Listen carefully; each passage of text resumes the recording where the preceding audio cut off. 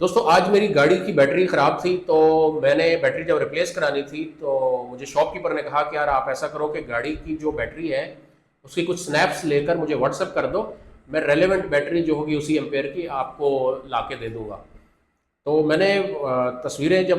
Capture کی اور اس کے بعد میں نے اس کو واٹس ایپ کرنے کی کوشش کی، تو آج جو ہے ہمارے ملک میں انٹرنیٹ نہیں چل رہا تھا صحیح طرح، اور وہ تصویریں واٹس ایپ نہیں ہو پا رہی تھیں۔ اس بات سے مجھے ایک بڑا ہی مشہور شعر یاد آیا جس میں شاعر نے کہا ہے، طریقے ظلم کے صیاد نے سارے بدل ڈالے، طریقے ظلم کے صیاد نے سارے بدل ڈالے، پر کاٹ کر آزاد کرتا ہے۔ یعنی دوستو انٹرنیٹ دیا بھی جا رہا ہے، اور اس کی سپیڈ جو ہے کچھ فائر وال کی وجہ سے یا واٹ ایور جو بھی اس میں چھیڑ چھاڑ کرتے ہیں اس کی وجہ سے کوئی بھی کنٹینٹ نہ تو سوشل میڈیا پہ اپلوڈ ہو سکتا ہے اور نہ ہی کسی قسم کی فائل ٹرانسفر ہو سکتی ہے۔ یہ بات سائڈ پہ رکھتے ہوئے میں آپ کو بتاتا ہوں کہ جن ممالک میں ٹیکنالوجی کا صحیح استعمال کیا جاتا ہے، یا ان ممالک میں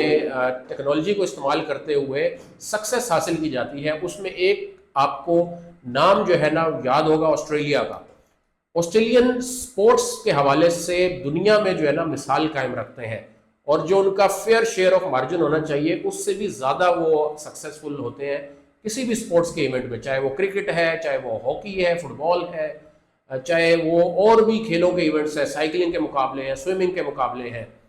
دوستو ان کا جو پروسیجر ہے ون کرنے کا، یا ٹیکنالوجی کو کیسے استعمال کرتے ہیں، اس ویڈیو میں آپ کو بتاؤں گا۔ آپ نے اس ویڈیو کو ڈیٹیل میں اور اینڈ تک لازمی دیکھنا ہے، اور جن دوستوں نے ہمارا چینل سبسکرائب نہیں کیا ہے تو ان سے گزارش ہے کہ ہمارا channel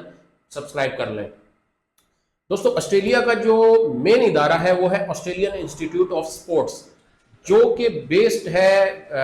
research scientist and doctors کا عملہ ہوتا ہے، اور 100 سے زیادہ انہوں نے امپلائیز ہائر کیے ہوئے ہیں جو کہ سپورٹس سائنٹسٹ ہیں اور ڈاکٹرز ہیں۔ اب ان کا کام کیا ہوتا ہے کہ ملک بھر میں جتنے بھی سپورٹس کی اکیڈمیز ہیں ان کو ایک سائنٹیفک بنیاد پر ان کی مانیٹرنگ کی جا رہی ہوتی ہے، اور اس ڈیٹا کے تحت آپس کے جو کلبز ہیں ان کے درمیان یہ ڈیٹا شیئرنگ بھی کی جا رہی ہوتی ہے۔ اس کی بہت ساری مثالیں موجود ہیں، انہوں نے یونیورسٹیز کے ساتھ مل کر بھی کچھ ڈیٹا کے ایسے سافٹ ویئرز بنائے، جس میں سب سے زیادہ جو اہم سافٹ ویئر ہے وہ ہے جو سوئمنگ کے لیے انہوں نے بنایا تھا، جسے سوئمنگ انالائسس SWAN، آپ اس کو گوگل کر سکتے ہیں۔ سوین کے نام سے انہوں نے ایک سافٹ ویئر متعارف کرایا جو مختلف قسم کی جو پیرامیٹرز ہوتے تھے ایک سوئمر کے، ان کو انالائز کرتا ہے، جس میں سپیڈ ہے، سائیکل ٹائم ہے، اس کے علاوہ فریکوینسی ہے، اسٹروک لینتھ ہے، اسٹروک کی جو اس کا سائز ہے، جو بھی اس کے پیرامیٹرز ریلیونٹ ہو سکتے ہیں، اسی طرح اینڈنگ اور کلوزنگ وغیرہ، اس سب کو انالائز کر کے اور جو بیسٹ پرفارمر ہوتے ہیں ان کے ڈیٹا سے کمپیئر کیا جاتا ہے۔ اور یہ مختلف فیکٹرز میں جو بھی اس کا ریزلٹس آتے ہیں، ڈیٹا آتا ہے، اس کو گروپنگ کر کے ہر انڈیویجول کے لیول پہ اس کے اوپر ورکنگ کی جاتی ہے، اور جس کھلاڑی کا بھی کچھ کمی بیشی ہوتی ہے اس کو فائن ٹیون کیا جاتا ہے۔ اس کی میں ایک ایگزامپل اس طرح دیتا ہوں کہ ان کے جب نیشنل سپورٹس کے ایونٹس ہوتے ہیں اس میں باقاعدہ طور پر جو فرسٹ پوزیشن لیتے ہیں سوئمرز ان کا ڈیٹا انالائز کیا جاتا ہے، اور جو تھرڈ پوزیشن پہ آیا یا سیکنڈ پہ آیا وہ کن مسٹیکس کی وجہ سے سیکنڈ یا تھرڈ پہ گیا، اس لیول تک اس کا انالائسس کیا جاتا ہے۔ تو ایک ایگزامپل جو کہ ان کے جو ایکسپرٹس ہیں ان کو میسن کہا جاتا ہے، انہوں نے کوٹ کی، وہ یہ تھی کہ جو تھرڈ نمبر پہ سوئمر آیا تھا وہ زیادہ اچھا سوئم کیا، انہوں نے زیادہ، ان کی سپیڈ فاسٹ تھی، لیکن ان کی جو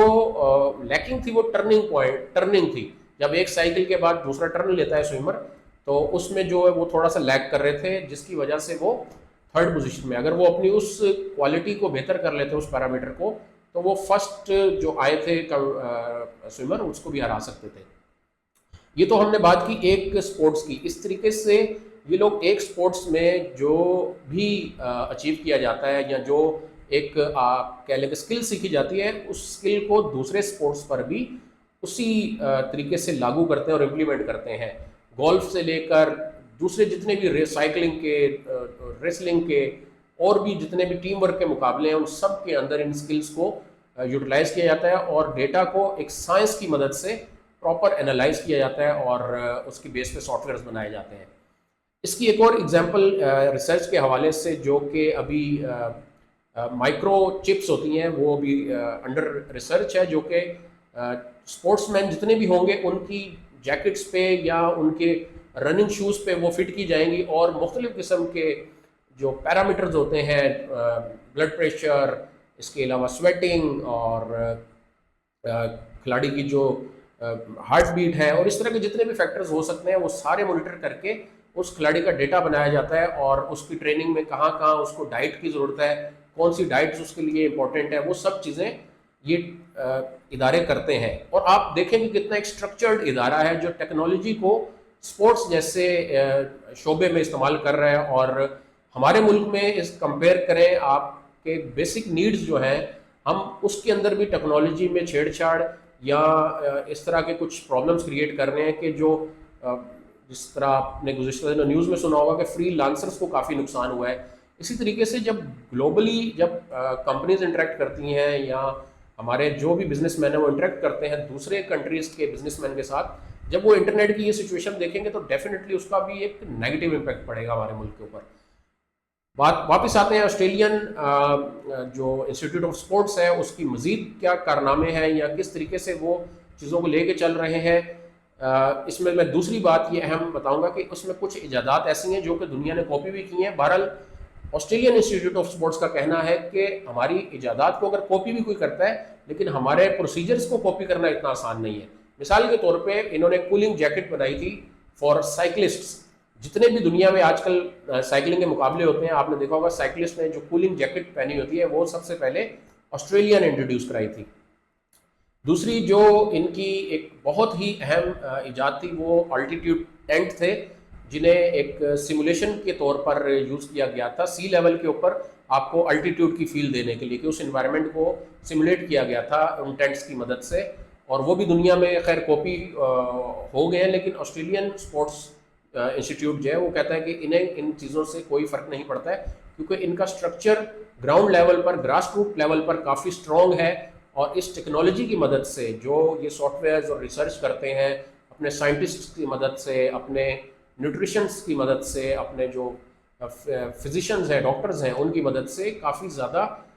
ان کو ہیلپ ملتی ہے۔ دوستو اس کے علاوہ پروٹین ٹیسٹنگ ہوتی ہے جس میں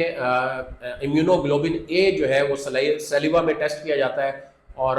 اس کی وجہ سے انہیں جو سائنٹسٹ ہیں یا ڈاکٹرز ہیں انہیں یہ اندازہ ہوتا ہے کہ اس کھلاڑی کو